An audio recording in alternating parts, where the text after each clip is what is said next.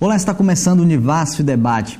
Apenas 238 comunidades remanescentes de quilombos no Brasil possuem os títulos dos seus territórios, ou seja, a posse definitiva do local onde vivem. Esse é um número muito pequeno diante da quantidade desses grupos que podem ser encontrados em 24 estados brasileiros. E para conversar sobre a regularização dos territórios quilombolas, estão aqui no nosso estúdio o professor do Colegiado de Ciências Sociais da Univasf, Cláudio Almeida. Ele também é presidente do Conselho de Promoção da Igualdade Racial de Juazeiro, na Bahia. Conosco também está a coordenadora executiva da CONAS, Coordenação Nacional de Articulação das Comunidades Negras Rurais Quilombolas, Edna Santos. Muito obrigado pela presença de vocês no Univasf Debate.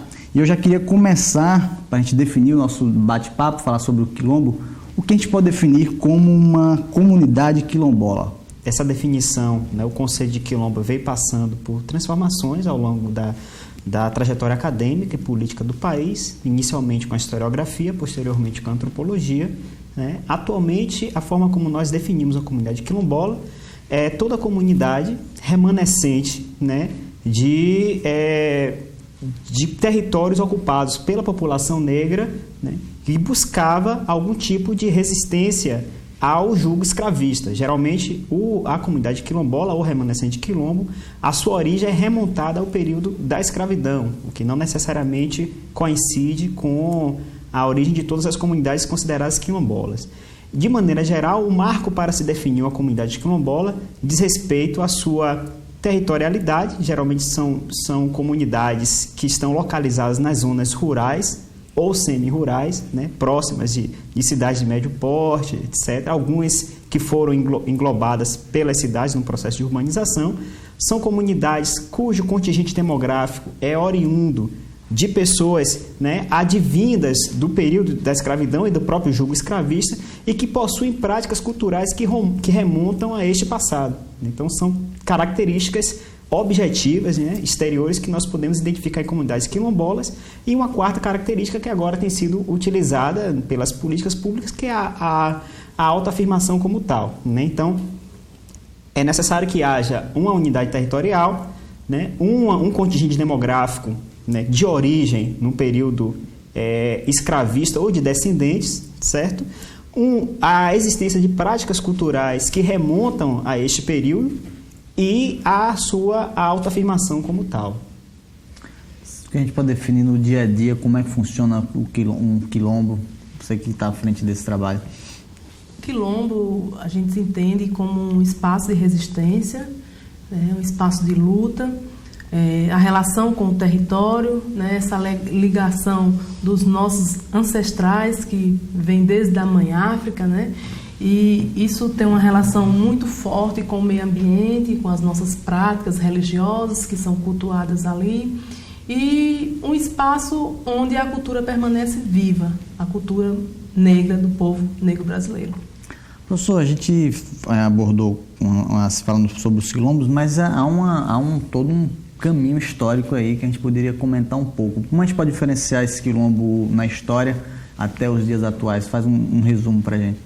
É interessante que o conceito de quilombo nos remonta a essa ambiguidade temporal, ao mesmo tempo que remonta a ideia de uma resistência que foi se dando ao longo do período escravista. Fala também de comunidades que estão vivas, que são ainda contemporâneas, que estão presentes, estão vivas e que que se apresentam com todo o seu vigor, Os quilombos, eles se iniciam é uma estratégia típica, uma tática típica de sobrevivência da população escravizada nas Américas. Não é um fenômeno apenas do Brasil. Em toda a América Latina são encontradas comunidades oriundas da tentativa de resistência negra ao domínio escravista, como a questão da marronagem, são chamados de marrons ao longo do continente americano. E ele se forma basicamente por uma tentativa de buscar uma forma de sobrevivência, de vida que seja menos brusca, menos violenta que aquela que o negro escravizado encontrava na sua relação senhorial. É interessante salientar que esses quilombos eram formados como em grande medida como a última alternativa. A primeira alternativa do negro escravizado depois de um período de sua escravidão era da negociação, né? Há pesquisadores que mostram que no período colonial apenas 3 a 5% da população escravizada utilizava o quilombo como uma tática de sobrevivência. A primeira tática é de negociar, né? Como todo indivíduo está submetido a um jugo, a uma dominação política.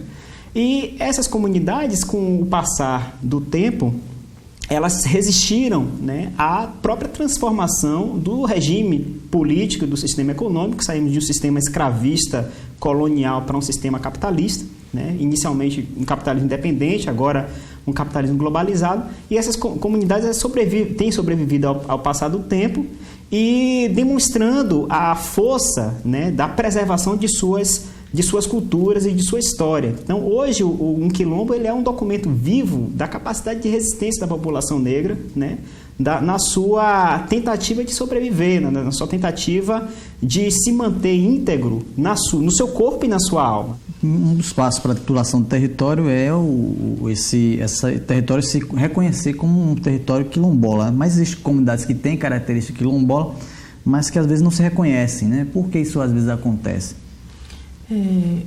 Esse é um processo de negação que nos foi imposto, né? Muitas comunidades elas ainda não têm essa ideia de pertencimento a um grupo específico, mas a partir da citação de quilombo na Constituição Federal de 88, isso vem se diminuindo, né? As pessoas vêm passando a aceitar mais, né? Se aceitar, se autodefinir, né?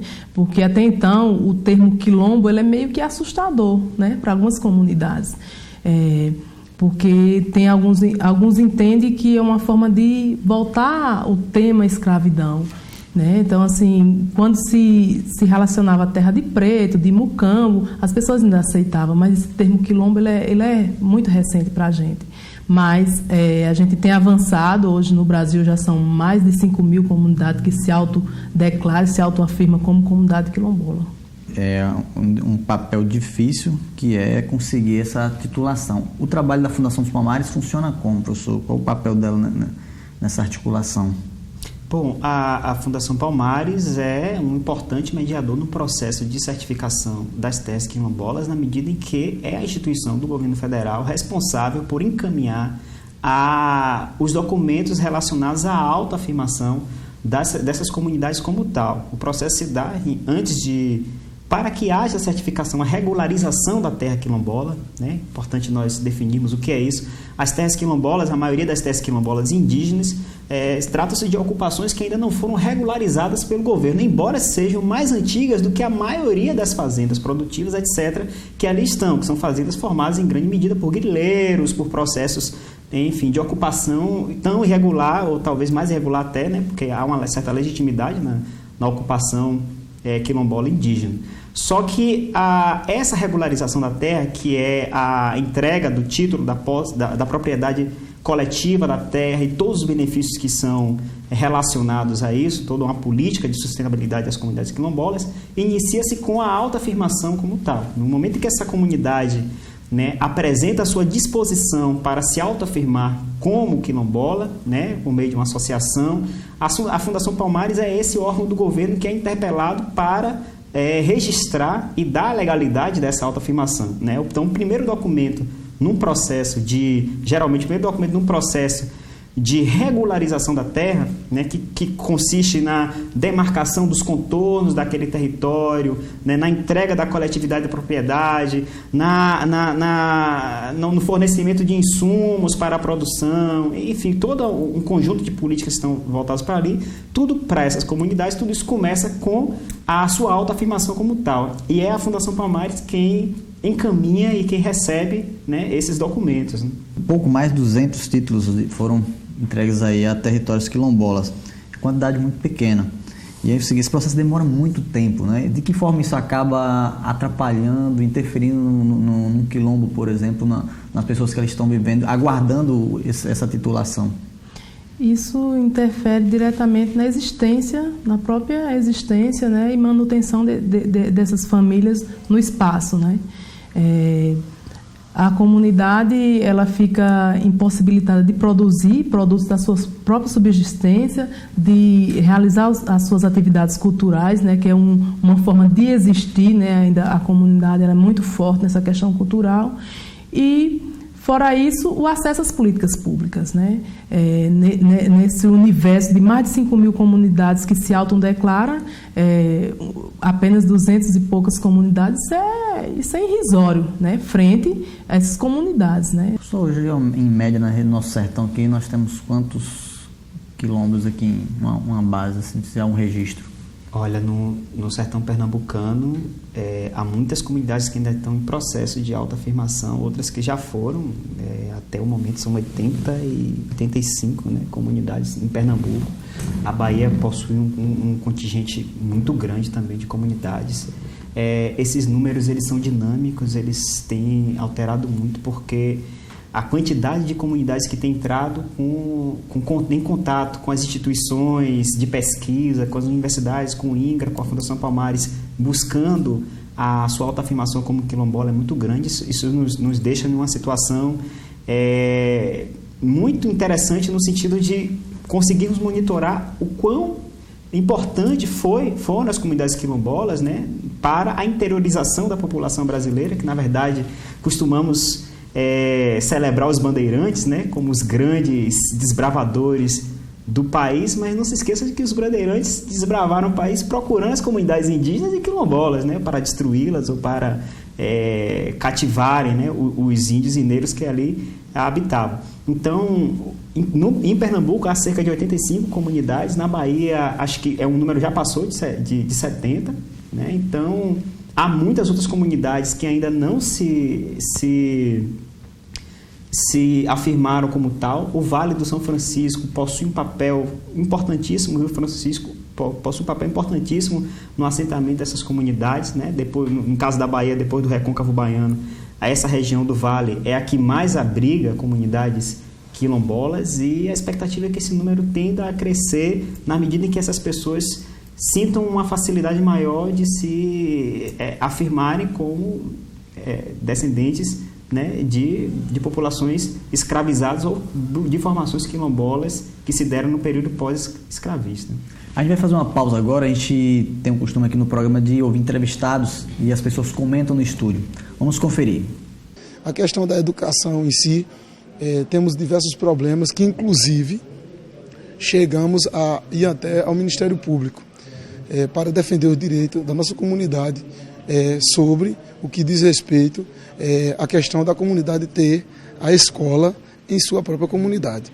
Provado isso, chegamos a ver o prefeito do município, ao ano passado, fechar uma escola de ensino fundamental 2, né, alegando não ter aluno. E para poder essa escola se retornar e acontecer, da gente hoje termos escola, foi necessário a gente mover a ação no Ministério Público. E por decisão do Ministério Público, a escola retornou.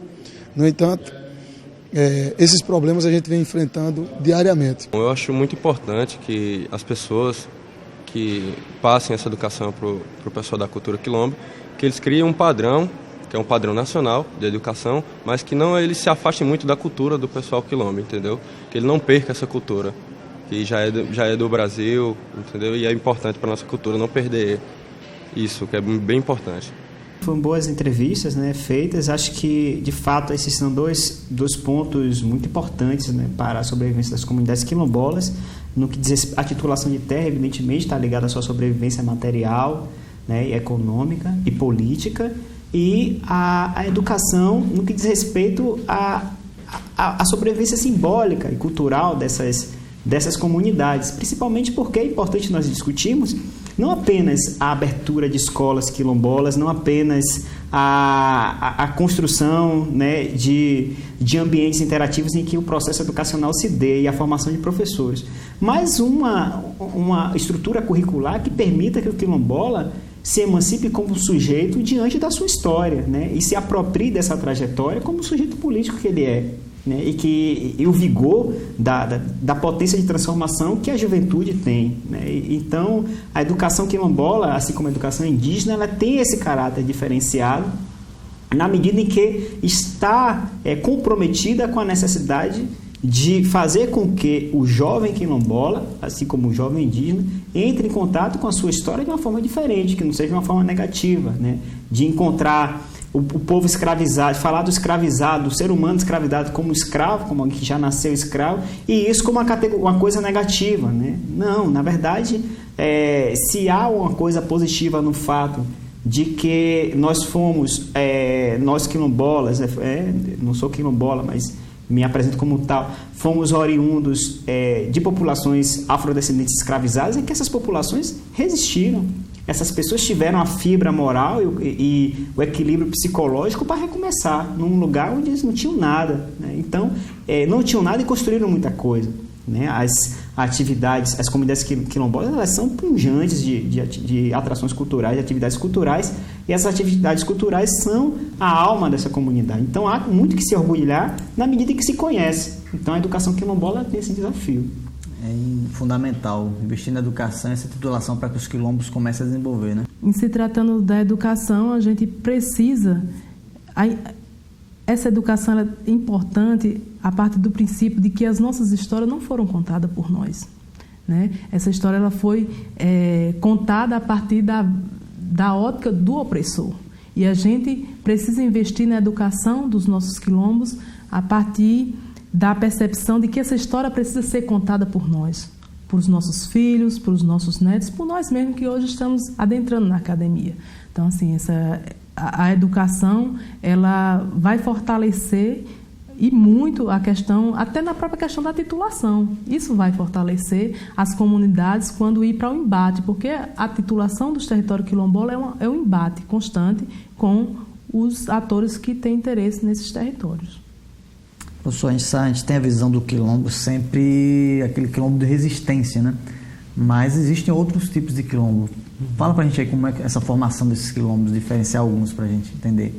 Pois o exemplo mais clássico que nós temos de quilombo é, né, de Palmares, que é que é a grande referência de resistência da população negra. Mas as comunidades quilombolas, elas são formadas a partir de diferentes processos, né? Muitas vezes há comunidades quilombolas que se formam por uma família ou um patriarca, geralmente uma matriarca, que herda uma terra depois de tantos tempos servindo uma família de fazendeiros. Existem quilombos que são comprados por pessoas que são formados por pessoas que compraram terras. Existem quilombos que são formados por pessoas que passam a habitar próximos de aldeias indígenas, né? Ou criar até uma certa relação de parentesco com essas aldeias, né? Então, os processos de formação da comunidade quilombola, eles são múltiplos, né? O que, de certa maneira, unifica tais comunidades, independente da sua formação inicial, é o fato de que elas estão sempre relacionadas com a tentativa de sobrevivência da população negra. Há vínculos de cooperação muito fortes entre as pessoas que inicialmente formam essas sociedades, geralmente são uma, duas famílias que vão aceitando a chegada de agregados, de pessoas de fora, né? Como é típico da própria metodologia de sobrevivência do quilombo, de expansão demográfico-territorial dos quilombos, né? O recrutamento e a aceitação de indivíduos que não nasceram ali. Esse fator faz com que essas comunidades elas estejam mais ou menos identificadas por um mesmo processo. Agora, a formação específica de cada uma dessas localidades tem a ver muito com as circunstâncias de interação e das relações de poder que marcam a territorialidade em cada local do país, né?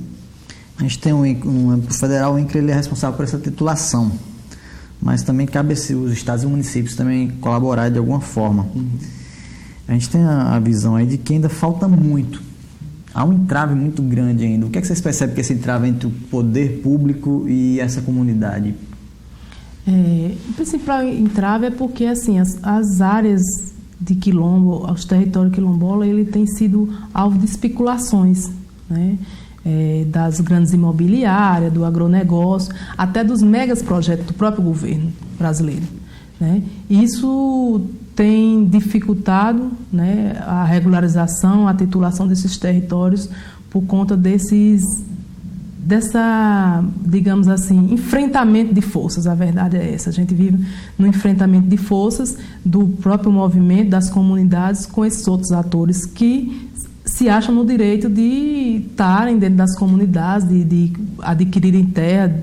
A forma, ninguém está aqui para discutir isso, mas eles adquirem essas terras, vão avançando sobre as comunidades, né, e as comunidades ficam ali isoladas dentro, né, naquele meio ali, e vai se espremendo cada vez mais. Enquanto isso, os megaprojetos, o agronegócio vai avançando sobre essas comunidades. E para piorar a situação, tem a PEC 215, né, tramita no Congresso Nacional, que tem o objetivo de dar essa responsabilidade aí de demarcações de terras indígenas e quilombolas para o poder legislativo. Aí a coisa complica de vez, né? Pois é, seria cômico se não fosse trágico, né? A PEC 215 tenta transferir para um GT formado no Congresso Nacional, né, na Câmara de Deputados Federais, a responsabilidade pela demarcação de terras. Câmara essa que, em sua maioria, é composta por pessoas da bancada, né, ruralista, ou que não compõem a bancada ruralista, mas que são proprietários de terra ou possuem algum interesse relacionado à expansão agrícola, né, do país. Então, há uma complexidade muito grande em relação a isso. Seria, literalmente, colocar os lobos para tomarem conta do galinheiro, né?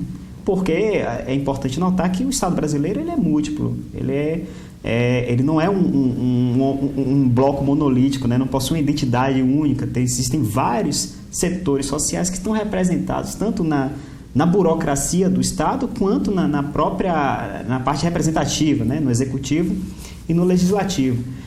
Atualmente, no atual estado da democracia, o Congresso Nacional tem sido reconhecido como um dos congressos uma das gerações mais conservadoras do país. Geração essa que é oriunda, né, que é formada pela bancada ruralista, né? A bancada ruralista, na última eleição, ela cresceu de forma muito, muito significativa, né? Inclusive tendo seus representantes no executivo estadual, como é o caso do Paraná e etc., né? Representantes explicitamente ligados à bancada ruralista. No executivo nacional, no caso dos ministérios, nós temos aí o Ministério Agrícola, né? Que tem uma forte relação com o agronegócio, e isso seria, né, submeter a demarcação das terras quilombolas ao interesse de expansão comercial, né, de expansão territorial dessas atividades agrícolas, né? É válido salientar que um dos carros-chefes do desenvolvimento econômico nacional nos últimos 20 anos tem sido a expansão agrícola do país. O Brasil foi considerado, junto com a Rússia, há pouco tempo atrás, celeiro do mundo, né? Pelo seu destaque na produção de milho, de soja, né? Ainda que transgênicos, mas que tem sustentado boa parte do consumo nacional, milho, né? Hoje, cerca de 35% dos alimentos que circulam no mercado, todo mundo contém milho. Então, veja a magnificência desse processo, né? E essa expansão territorial agrícola, ela encontra, né? Ela encontra à sua frente as comunidades quilombolas, comunidades indígenas, ribeirinhas, né, de camponeses de uma maneira geral, que não possuem o mesmo poder de negociação e de influência no processo de demarcação da terra. Então, como está com técnicos autônomos ligados ao INCRA, com o judiciário gozando relativamente de uma autonomia, temos tido uma dificuldade muito grande, né, quando submetida a pessoas que possuem interesse justamente contrário. Acho que bons tempos não virão, né? Titulação nem pensar com um resultado como esse. Mas, Edno, eu queria que você falasse o que é que a gente já pode pontuar de avanço e conquistas para as comunidades quilombolas, ou se houve muito pouco ainda, o que é que falta? Fala um pouquinho para a gente.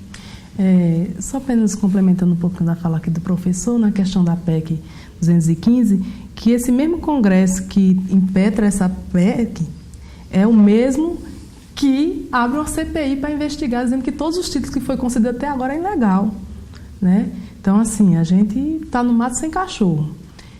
E falar de avanços, né? A gente precisa reconhecer que houve, pequenos sim, mas houveram avanços, principalmente a partir da Constituição de 88, né? Aí a gente inicia um avanço mais significativo a partir do governo Lula, lá para cá, com a criação da própria CEPI, né, com a Secretaria com o status de Ministério até pouco tempo atrás, depois dessa junção. A gente tem avançado, foi criado o Brasil Quilombola também, que, de certa forma, tem cumprido seu papel, não de forma como a gente pensou, né?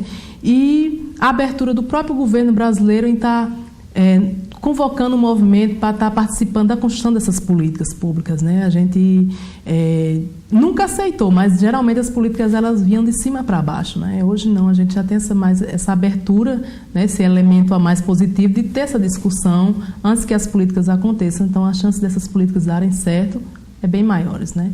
Mas, assim, eu ainda volto a dizer, a nossa questão maior é a questão do território, porque sem território não tem política pública que dê conta das demandas das comunidades quilombolas, porque sem um território a gente não vai poder produzir, não vai poder receber as próprias políticas públicas. Então, o próprio governo é sabedor disso, ele cria as políticas públicas e dificulta a questão da titulação. Então, é uma via, né, faca de dois gumes. E aí agora, professor, com essa, falando de avanço, a gente pode ter um retrocesso aí com a situação atual do país, né? Há um risco aí de tudo isso dar uma estagnada? Bom, nos últimos 5 anos, do ponto de vista da regularização de terras indígenas e quilombolas, foram pouco significativos. O governo foi muito tímido na sua política de regularização de terras indígenas e quilombolas. Muito em função da crise econômica, né? Numa situação de crise econômica, de escassez, né, que ela é cíclica, típica do capitalismo, os setores conservadores tendem a assumir um protagonismo mais intenso. Quando você tinha um período do governo Lula, por exemplo, que havia já uma crise se constituindo no cenário internacional, mas o Brasil estava mais ou menos equilibrado, a reprodução do capital estava se dando de uma forma pouco problemática, ainda sobrava um pouco de renda para uma redistribuição via Bolsa Família, né? Sustentavam-se programas como Fome Zero, etc. Então, havia um cenário, uma conjuntura relativamente favorável para o avanço de políticas como essa. Numa situação de escassez econômica, de crise econômica, esses interesses tendem a se acirrar, né?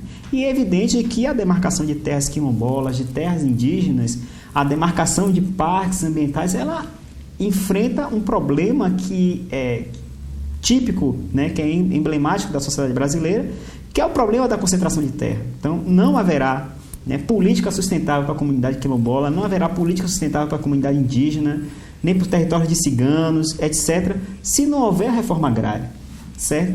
E partindo do princípio de que um dos carros-chefes do desenvolvimento econômico no período de crise tem sido a ampliação das fronteiras agrícolas, combinar isso, né, conciliar com a necessidade visceral da reforma agrária no país, nós encontramos, combinar com a reforma agrária é uma tarefa muito difícil. Nós precisamos de um traquejo político muito grande, né? Precisamos de um governo que tenha a capacidade de articulação. Mas você só pode ter a capacidade de articulação quando os amplos setores estão dispostos a negociar, né? E é algo que não tem sido notado nos últimos anos, né? Nos últimos 6 anos, 5 anos, 6 anos, foram muito pouco participativos no que diz respeito à certificação das terras quilombolas e, particularmente, né, não sou muito apocalíptico, não quero, mas eu não enxergo bons momentos no futuro, né, enquanto nós não conseguirmos, né, uma participação mais efetiva da população negra nas políticas públicas. Nós temos avançado muito, mas ainda precisamos ter uma participação efetiva nos espaços de decisão, de monitoramento das políticas públicas, para garantir que os interesses econômicos não passem por cima de valores que são constitucionais, que são valores humanos definidos pela Carta de Direitos Humanos, pela Constituição de 88 e que estão sendo, né, negligenciados pelo afã do lucro, né? Estamos chegando ao final do programa, o debate ele rende, o tempo é pouco, né? Eu poderia conversar muito mais aqui, mas o tempo é bem escasso. Queria deixar as considerações finais, o que a gente poderia falar nessas considerações finais, para quem nos acompanha, deixa um recado aí para quem está assistindo o Univasso Debate. Dizer de que a gente vai continuar na luta, né? A luta ela é contínua, a gente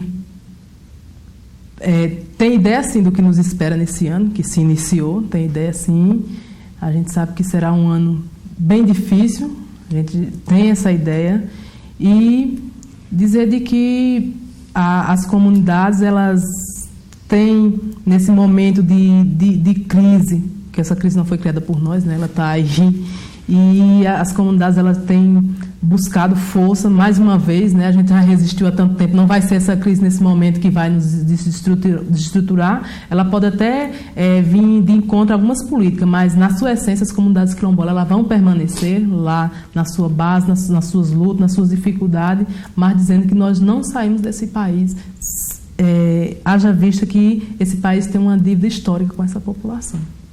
Professor.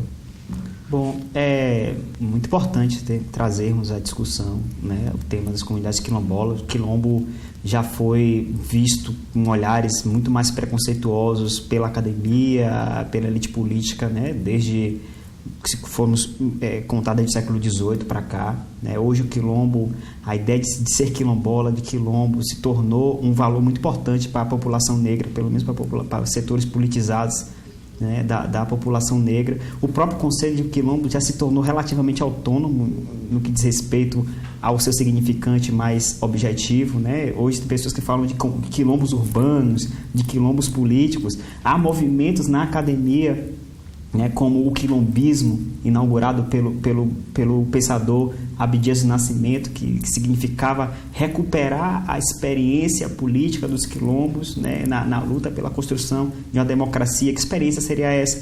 De uma cooperação, de uma fraternidade que estivesse relacionada a um futuro menos devastador, né, para o meio ambiente, a construção de territórios de identidade que solidifiquem a vida política da população negra, né, de uma maneira geral. Então veja que a ideia de ser quilombola, né, da existência simbólica do quilombo, ela está muito viva na sociedade contemporânea, mas ainda enfrenta muita resistência, porque o quilombo, assim como a comunidade de terreiro, né, apresenta o seu vínculo com a africanidade de uma forma dramática. Né? O quilombola é aquele que está despossuído da capacidade de negar a sua negritude, porque sobre ele já é lançado esse olhar, um olhar que o ingessa como tal, né? E que enxerga naquela pessoa características negativas desde quando elas não existem, né? Então, assim como o frequentador do terreiro, de candomblé, de umbanda, qualquer que seja a religião de matriz africana, há uma dramaticidade nessa identidade coletiva, e que ela é muito ruim, porque ela coloca em colapso a ideia de ambiguidade que a identidade brasileira criou em torno da mestiçagem. Então, se a mestiçagem funciona como um mecanismo de integração, as identidades que são mais exclusivas, como a quilombola, de membro de terreiro, né, comunidades tradicionais, elas tendem a colocar em colapso essa identidade. Isso ameaça, né, o estado das coisas e coloca as pessoas em situação de insegurança ontológica. A reação violenta, ela é típica, né? E é evidente que também a sobrevivência dessas comunidades implica a contradição dos interesses econômicos das elites políticas, porque os quilombos, muitos deles estão localizados em regiões muito bonitas, né?